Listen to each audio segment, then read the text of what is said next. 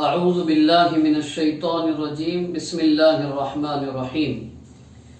وَلَقَدْ نَصَرَكُمُ اللَّهُ بِبَدْرٍ وَأَنْتُمْ أَذِلَّةٌ فَاتَّقُوا اللَّهَ لَعَلَّكُمْ تَشْكُرُونَ وقال الله تبارك وتعالى يوم الفرقان يوم التقى الجمعان وقال النبي صلی اللہ علیہ وسلم قل آمنت باللہ ثم استقم۔ محترم سامعین اور ناظرین کرام، السلام علیکم ورحمۃ اللہ وبرکاتہ۔ آج میں آپ حضرات کے سامنے یوم الفرقان 17 رمضان المبارک، جیسے کہ آپ حضرات جانتے ہیں اسی دن سے آج ہم لوگ گزر رہے ہیں، لہذا اس دن کے سلسلے میں کیا واقعہ پیش آیا یا اس دن کو کس واقعے کی وجہ سے خصوصیت حاصل ہوئی، اس پر کچھ گزارشات آپ کے سامنے عرض کرنے کے لیے حاضر ہوا ہوں۔ حضرت نبی کریم صلی اللہ علیہ وسلم مکے میں اللہ کے دین کی دعوت کا کام کرتے ہوئے لوگوں سے ان کی تکلیفوں، ان کی مصیبتوں اور ان کی پریشانیوں سے چھٹکارا پانے کے لیے اللہ کے حکم کے مطابق مدینہ کی آپ نے ہجرت فرمائی، 1 سال وہاں رہے، اور مدینے میں آنے کے بعد بھی مکے کے مشرکین نے مدینہ آئے ہوئے مسلمانوں کو، جو مکہ میں اپنا سب کچھ چھوڑ کر یہاں پر صرف اپنے دین کی حفاظت کے لیے آئے ہوئے تھے، چین سے رہنے نہیں دیا۔ لہذا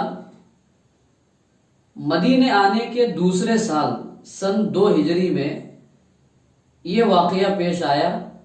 جو بدر نامی ایک کنویں کے پاس واقع ہے مدینہ سے کچھ دور پر، اور اس کو غزوہ بدر کے نام سے یاد کیا گیا، جس میں ابو سفیان اس وقت تک ایمان نہیں لائے تھے، ان کے قافلے کے ساتھ میں یہ معرکہ جو ہے پیش آیا، اور اللہ کے فضل سے 313 کو اللہ نے 1000 کے مسلح لشکر پر کامیابی اور فتح عطا فرمائی۔ واقعہ لمبا ہے، وقت اس کی اجازت نہیں دیتا ہے کہ اس کو تفصیل سے بیان کیا جائے، آپ حضرات نے سنا بھی ہوگا یا آپ سنیں گے بھی۔ میں صرف اس واقعے سے موجودہ حالات میں مسلمانوں کے لیے کیا پیغام ہے، یہ کچھ آپ کے سامنے رکھنا چاہتا ہوں۔ نمبر 1، جہاں پر ہو، جس حالت میں ہو، اللہ کے دین کے لیے کھڑے ہونا، یہ ہے غزوہ بدر کے بیچ میں، غزوہ بدر میں شرکت کرنے والے صحابہ کرام کی طرف سے امت مسلمہ کے نام پیغام۔ آپ تصور کر سکتے ہیں 313، جس میں بچے، بوڑھے، جوان، مرد، عورت سب کچھ شامل ہیں، اور سامنے جو لشکر ہے وہ 1000 ٹرینڈ سولجرز، تربیت یافتہ سپاہیوں کا گویا کہ لشکر تھا، لیکن صرف نبی کریم صلی اللہ علیہ وسلم کی آواز پر لبیک کہتے ہوئے صحابہ کرام نے اس معرکے میں شرکت کی اور اپنی جان تک کو اللہ کے دین کے لیے پیش کیا۔ نمبر 2،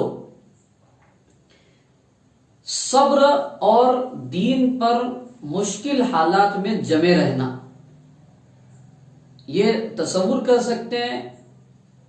پہلے سے معلوم ہے کہ 1000 کے آس پاس یا اس سے زیادہ کا لشکر پورے ہتھیاروں سے لیس، ہتھیار کے ساتھ میں لڑنے کے لیے، یا اگر ہم اس کے مقابلے میں جائیں گے تو وہ ہمارا نام و نشان مٹا دے گا، اس کے باوجود بھی دین پر ڈٹے رہنا اور جمے رہنا یہ معمولی بات نہیں ہے۔ موجودہ حالات میں بہت ساری پریشانیوں اور بہت سارے چیلنجز مسلمانوں کے سامنے درپیش ہیں، اس کے باوجود بھی دین پر اللہ کے احکام کے مطابق جمے رہنا، یہ ہے غزوہ بدر کا دوسرا سبق۔ تیسرا سبق، ہر حال میں اللہ سے ڈرتے رہنا، نہ کسی حکومت سے، نہ کسی شخص سے، نہ کسی قوم سے، نہ کسی قسم کے حالات سے۔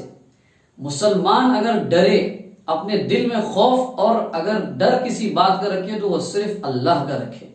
قرآن مجید میں صحابہ کرام کی مثال بیان کی ہے، وَلَمْ يَخْشَ إِلَّا اللَّهُ، وہ لوگ نہیں ڈرتے تھے مگر صرف اللہ سے۔